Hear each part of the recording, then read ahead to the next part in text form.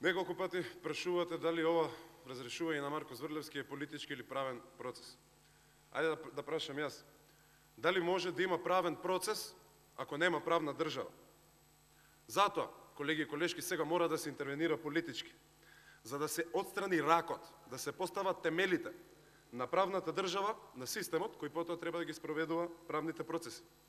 А да, Марко Зврлевски е ракот кој прво го зафати јавното обвинителство, потоа метастазираше во судството, во Врховниот суд, во Уставниот суд, во Советот на јавни обвинители, во Советот за утврдување на факти и така натаму. Не постои друго име во мрачната декада на Никола Груевски, кое што посилно се поврзува со заштита на фамилијата и со кривично гонење на политичките неистомисленици. Неговото соучесништво се одвиваше на две нивоа. Кривичен прогон на неистомисленици и непостапување по реалните криминали на носителите на највисоката власт.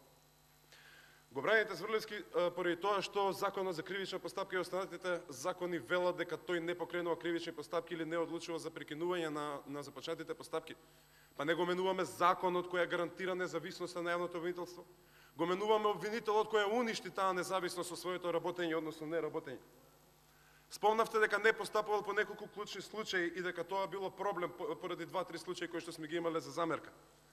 Видете, дами и господа, ако од 100 условно кажано силувања, јавниот обвинител направи грешка во едно и како резултат на тоа немаме осуда на силувач, да, ќе ми биде многу криво, тоа е потврлување на правниот систем, меѓутоа да, тоа може биде и грешка во работа. Ако од 10 политички мотивирани случаи во 10 не постапи, тоа е ефикасност од 100% на заштита на криминалната банда и тука едноставно нема место за статистика. Да не зборам понатаму за останатите работи. Само за именувањето на Марко Зврлевски, тој беше именуван како заслуга за прикривањето на убиството на Мартин Нешковски, не само за отфрлањето на пријавата на Ставревски. Во иста година се случија кога тој раководеше со Скопското јавно обвинителство. На крај сакам збор 2 за тоа што се обидовте да напаѓате преска.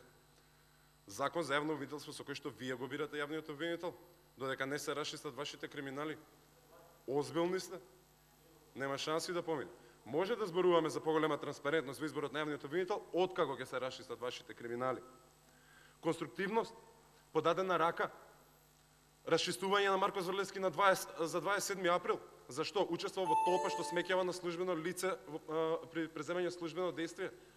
На кој да му подадам рака? На Крсто Муковски, на Саша Василевски, на Јохан Трчуловски. И уште вчера господинот Муковски се дрзнува да го спомнува 27 април одговорница. И уште да вика, бидејќи сум рекол срамота. Ке речем уште еднаш. Срамота, Крсто. Благодарам. Благодарам. Илијовски Зоран, контрареплика.